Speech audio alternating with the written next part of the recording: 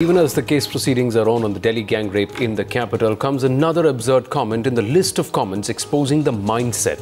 This time, it's BJP MP Ramesh Bais, who's now making a bizarre comment. Says the rape of adult women is understandable, but the rape of a young girl is unforgivable.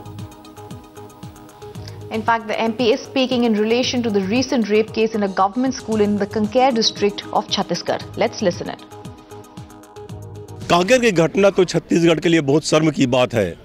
गलती किसको ठहराते हैं आप जिम्मेदार? अब जिम्मेदार जो वहाँ के इंचार्ज हैं कि इतने लंबे समय तक वहाँ पर कुकर्म होते रहा और वहाँ के अधिकारियों को भी पता नहीं, मतलब अधिकारी की भी मिली भगत है और ऐसे अधिकारियों को भी कठोर से कठोर सज़ा मिलनी चाहिए।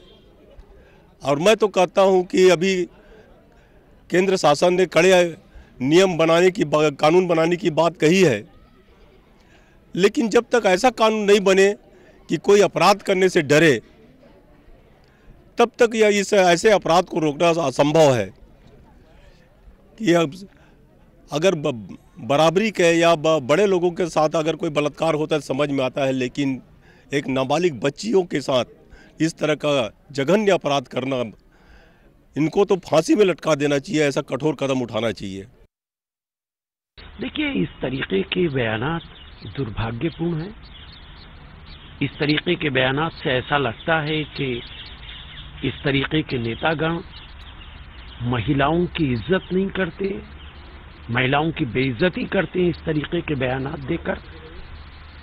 खास तौर से ये बात मैं पहले भी कह चुका हूं कि धार्मिक गुरुओं को, मजहबी नेताओं को, पॉलिटिकल लीडर्स को बहुत सोच समझकर बयानात देने चाहिए।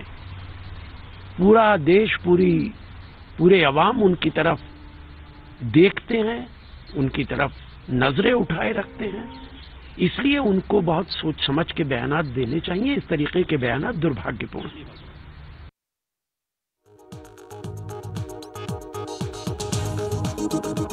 Rape is a very reprehensible offense. It is a sin, it is a crime, and the age of the victim is of no importance.